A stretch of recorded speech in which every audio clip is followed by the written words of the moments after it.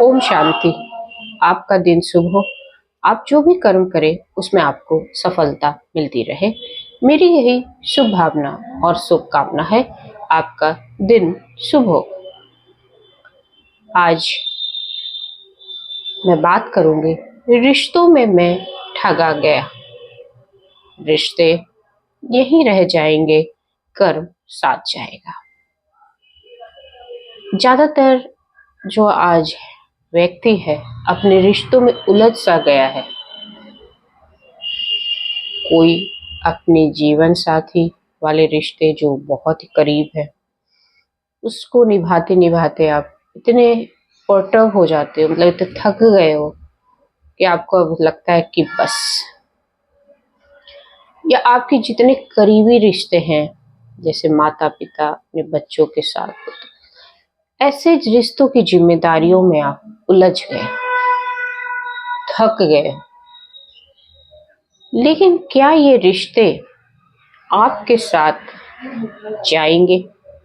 या किसी भी इंसान की जब मृत्यु होती है तो क्या अपने साथ वो अपना धन दौलत, अपना शोहरत या अपने रिश्ते लेके जाएगा? नहीं, बोलोगे नहीं, कर्म को साथ लेके जाएगा। अब आप पूछोगे कि रिश्ते को निभाते वक्त भी हम कर्म करते हैं। हाँ, करते हैं, लेकिन रिश्तों में खोना नहीं है। जैसे कि हम कभी कभी अपने रिश्तों को निभाने में हम ये भूल जाते हैं कि क्या सही और क्या गलत, मतलब अपने कर्मों को हम भूल जाते हैं कि जो कर्म हम कर रहे हैं इसके लिए वो कितना सही है और कितना गलत है। हम उसी रिश्तों में ठगे भी जाते हैं। इसको हम बहुत ही एक रियल स्टोरी है जो हमारे एमआर है, उनकी स्टोरी है, और ये बहुत रियल स्टोरी। नाम तो नहीं बताएंगे, लेकिन आपको स्टोरी आपको सुनना चाहिए और उससे कुछ सीखना चाहिए। वो अपने माता को बहुत ब्लाइंडली फॉलो करते थे। माता को पिता से भी ज्यादा अहमियत अपनी माँ को। हर बच्चा अपने माँ के बहुत करीब होता है, अपने माँ के, अपने भाई बहन के बहुत करीब वो भी थे, और जो भी माँ बोलती उसको ब्लाइंडली फॉलो करते थे, बहुत ब्लाइंडली। मतलब माँ ने कहा यहाँ बैठ जाओ तो यहाँ बैठ गए, माँ ने बोला कि इस बहन के लिए ये करना है तो ये कर दिया। चाहे आपके उनके पास होता नहीं था तब भी वो मेहनत करके, कर्म करके वो कर देते थे। चलो यहाँ तक तो आपका सब सही चल रहा है। माँ बाप की बात भी माननी चाहिए, और ये किताबों में भी लिखा। और माँ एक ऐसी है जो आप बहुत ही आदर करते हो, और सम्मानजनक स्त्री आपके घर में अगर कोई है तो आपकी माँ ही होती है, क्योंकि उसका प्यार जो है वो अनकंडीशनल होता है। पर कभी कभी हर रिश्ता में कुछ अंदर ही अंदर या तो कड़वाहट होती है, या हमारे पिछले कर्मों का कुछ प्रारब्ध होता है कि हमारी माँ कभी कभी बुरी मिल जाती है। हमारा इवैल्यूएशन हो सकता है, हर की माँ अलग अलग होती है, ठीक है। तो उनकी माँ जो बोलती थी वो करते थे, पर उस रिश्ते में वो इतना खो जाते थे कि उनको पता ही नहीं चलता था कि वो गलत कर्म भी कर जाते थे। माँ बोलती कि बेटा चाचा जी से ये लेके आना है और इनकी प्रॉपर्टी में हिस्सा चाहिए तो ये कर दो, वकील का केस कर दो, वो कर दो, सब कर देते थे, जबकि उनको पता था कि ये गलत है, क्योंकि उनकी प्रॉपर्टी में, उसके पिताजी की प्रॉपर्टी में चाचा जी का भी हिस्सा था, ये उनको पता था। लेकिन फिर भी वो गलत कर्म करने के लिए तैयार हो गए, कर दिया। चलिए यहाँ तक भी सही, सब कुछ किया, माँ की सेवा करी, आपने अपनी पत्नी को से भी ज्यादा वैल्यू अपनी माँ को दी, क्योंकि वो बड़े बेटे थे अपने घर में, तो अपनी बहन की शादियां भी करवाई, सारी जिम्मेदारियों को उठाया। माँ जैसा जैसा बोलती वैसा वैसा वो करते जाते, ठीक है, कर लिया, आशीर्वाद तो मिलना ही है उनको अपने इसी उनके नेचर की वजह से, क्योंकि उनका बहुत ही अच्छा नेचर है, वो किसी को भी ना नहीं बोलते हैं, और ये ना बोलने की आदत ही उनकी वजह से उनको अपने ससुराल से भी प्रॉपर्टी में उनको बहुत ज़्यादा हिस्सा मिला, पर उनकी माँ ने उस हिस्से को बिचवा कर एक नई प्रॉपर्टी अपने और उनके और भी भाई बहन थे उनके नाम से उन्होंने खरीदवा दिया। बड़े बेटे ने ये कर दिया चुपचाप, ठीक है। उस समय उनके दिमाग में ये नहीं था कि वो अपने रिश्ते से ही धोखा खाएंगे या अपनी माँ पे वो विश्वास ना करें या उनके साथ ऐसा हो सकता है, उन्होंने कभी सोचा नहीं, क्योंकि माँ तो ममता की मूरत होती है। और पर जब उनकी माँ को अपनी प्रॉपर्टी देने के टाइम आया तो अपने बड़े बेटे को बेदखल कर दिया, मतलब कुछ भी नहीं दिया, और अपनी बेटी और अपना जो छोटा बेटा था उनको सब कुछ दे दिया। सोचिए उस इंसान को कैसा फील हुआ होगा, उस इंसान को कैसा लगा होगा जब वो अपने रिश्ते में अपने सबसे करीबी माँ से ठगा गया।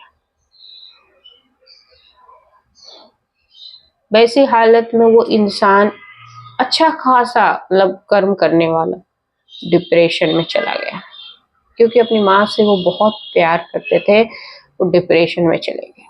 सारी जिंदगी की जो 45 साल जो उन्होंने निकाला अपनी माँ से प्रेम में, और मिला क्या उनको?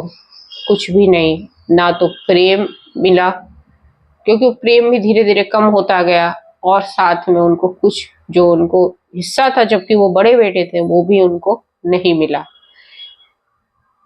जबकि उन्होंने इस जीवन में कर्म बहुत अच्छे किए। आप इसको प्रारब्ध समझ लो, लेकिन किसी का प्रेम जो सोचा समझा चीज है वो प्रारब्ध नहीं हो सकता है, वो तो उनकी माँ का नवीन कर्म ही होगा।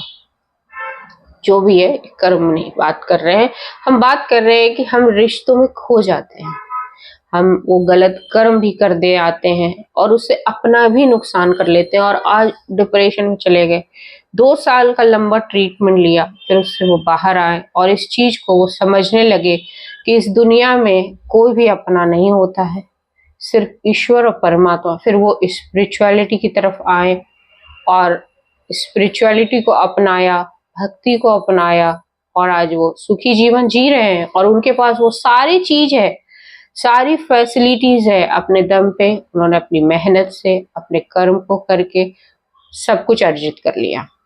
उसके बाद उनकी वो माँ बीमार हुई, और जिसको उसने इन्होंने हिस्सा दिया था, उनकी बेटियों ने, उनके छोटे बेटे ने उसके वक्त पे उनका काम नहीं किया।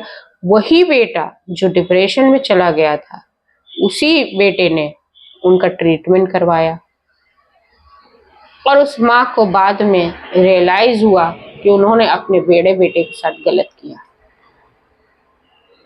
चलो इस केस में रियलाइजेशन तो हो गई, लेकिन मेरा टॉपिक यही है कि हम कर्म तो करें पर रिश्तों में उलझे नहीं, क्योंकि आपके रिश्ते यहीं रह जाएंगे। ये तो अब एग्जाम्पल दिया मैंने, हम ऐसे बहुत सारे रिश्तों में उलझ गए हैं। आजकल तो हम जो दोस्ती कर रहे हैं उसमें भी उलझ जाते हैं, हम उस चीज से बाहर ही नहीं निकल पाते हैं, उसमें भी हम ठगे जा रहे हैं। और नहीं भी ठग रहे हैं तो बहुत सारी ऐसी परिस्थितियां बन रही है, हमारा अभिमान सामने आ जा रहा है, हमारा जो मेन जो चीज बता दो आपको कि हमारा जो रिश्तों को हम खुश करने के चक्कर में जो दिखावे में हम गलत कर्म भी करते जा रहे हैं, मतलब हमारी संस्कृति भी नहीं हो ऐसा कर्म करने की, फिर भी हम करते जा रहे हैं। हमारा कल्चर ही नहीं है, हमारे भारत देश का ये कल्चर ही नहीं है, फिर भी हम दिखावे में वो करते जा रहे हैं। उलझ शिद्दत ताने बाने से हमने खुद ही एक धागे से सारे रिश्तों को उलझा दिया और अपने कर्मों की क्वालिटी गिरा ली। लेकिन जो हम कर्म गिरा रहे हैं वही इम्पोर्टेंट है, वही जीवन का अमूल धरोहर है, जो आपका भविष्य भी तय कर रही है और आपका वर्तमान भी आपके कर्म ही चला रही है। लेकिन हम उस पर ज्यादा नहीं ध्यान देकर उन रिश्तों में उलझते जाते हैं, मोह रख रहे हैं, ठीक है। मोह के बाद उससे जब हम अलगाव होता है तो हम उसको सह नहीं पाते हैं, हम डिप्रेशन जैसे बीमारी में घुस जाते हैं, और भी बहुत सारी भी में डिप्रेशन के अलावा स्ट्रेस ले लेते हैं, टेंशन ले लेते हैं, और कभी कभी तो हम ऐसा कदम भी उठा लेते हैं कि अपनी जीवन लीला समाप्त करने की भी सोचते हैं। तो हमारा वो भी कर्म एक गलत कर्म ही हो गया, और उसका फिर आगे चल के हमारा बनेगा वही संचित कर्म में जमा हो जाएगा, फिर हमारा भविष्य बन के उसके आधार पे तैयार हो जाएगा। पर जब हमें ये पता ही है कि हमारे साथ हमारे कर्म ही रिकॉर्ड होके जाने वाले हैं, बाकी सब यही रह जाना है, तो हम उस कर्मों की क्वालिटी पे ध्यान देंगे तो हमारे रिश्ते भी मधुर हो जाएंगे। लेकिन नहीं, हम तो उस रिश्तों के चक्रव्यूह में फंस के रह जाते हैं, उसे निकलना तो हमें आता ही नहीं है, हम फंस के रह जाते हैं। कभी बच्चे का ये करना है, शादी करवानी है, पढ़ाई करवाना है, सारा दिमाग में चलता रहता है। पत्नी का ये करना, पत्नी लड़ती रहती है, पति लड़ता रहता है, भविष्य क्या है मेरा, इस ताने बाने में उलझ से जाते हैं। और जिसकी वजह से हम अपने जो हम हैं ओरिजिनल में, हम जो है हमारी आत्मा जो है, हम उस ओरिजिनलिटी को भूल के उसकी एनर्जी अपनी आत्मा को चार्ज करने की जगह पे हम डिस्चार्ज होते जा रहे हैं, और इतने लो हो जाते हैं कि हमें फिर क्या करना पड़ता है, ट्रीटमेंट करवाना पड़ता है। हमें एक्सपर्ट से जाके एडवाइस लेनी पड़ती है, जो ले सकते हैं, और जो नहीं लेते हैं जीवन लीला ही समाप्त करके खत्म कर देते हैं, वो भी एक और कर्म कर लेते हैं। हर कोई के लिए भी परिस्थिति अनुकूल भी नहीं बन पाती है। तो इस चक्रव्यूह से निकलने का सबसे अच्छा तरीका है कि अब इसका ट्रीटमेंट भी सुन लो कि भैया हम ठगे ही क्यों, हमने सब बता दिया कि हम ठगे जा रहे हैं, हम रिश्तों में उलझते जा रहे हैं, लेकिन हम इससे बाहर कैसे निकले।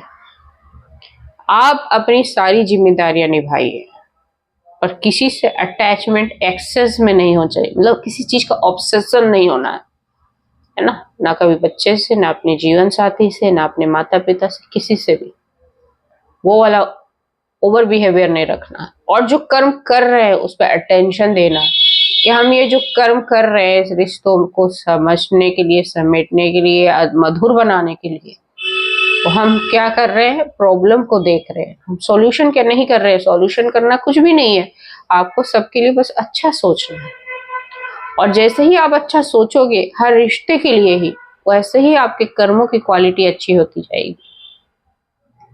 क्योंकि वो सामने वाला, अगर आप स्पिरिचुअलिटी से कनेक्ट हो जाते हैं और रोज ये वाइब्रेशन देते हैं कि मेरे सभी के साथ रिश्ते मधुर है, और मेरा जो कर्म है वो बहुत ही अच्छा है, उन सबके साथ जो मैं कर्म कर रहा हूँ उसकी क्वालिटी भी अच्छी है, मैं अटेंशन दे रहा हूँ, तो फिर क्या होगा, खुश करने के चक्कर में अपने कर्मों को मत गिराइए, क्योंकि दूसरों को खुश करने के लिए हम नहीं आए हैं इस जीवन में।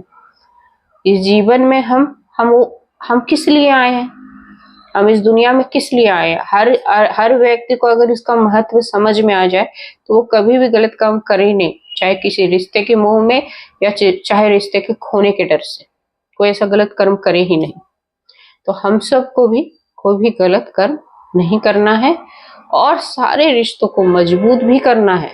ऐसा नहीं है कि उसको छोड़ देना है, पर उसके किसी चीज की एक्सेसिव ऑब्सेशन नहीं रखनी है कि ये चला जाएगा तो मेरा क्या होगा, मैं इसके बगैर नहीं रह सकता हूँ। ये जो लाइन है ना, मैं इसके बगैर नहीं रह सकता हूँ, ये आपको कमजोर करती है, आपको डिस्चार्ज करती है आपकी आत्मा की बैटरी को, और आप वो कर्म नहीं कर पाते हो जो आप करना चाहते हो। ठीक है, तो इस पे अटेंशन देना है, और आपके सारे रिश्ते मधुर भी हो जाएंगे और यहीं भी रहेंगे, और वो आपके कार्मिक अकाउंट में आगे फॉरवर्ड भी होंगे। ठीक है, तो कर्म पे फोकस करिए, उन सब के रिश्ते जो निभा रहे हैं उस पे कर्म पे फोकस करिए, उस पे उलझिए नहीं, सही गलत का अटेंशन रखिए, तो आपका सारा कर्म सही होगा। होप सो आपको ये वीडियो अच्छी लगे और रिश्ते आपके मधुर रहे। ओम शांति, जय हिंद, जय भारत।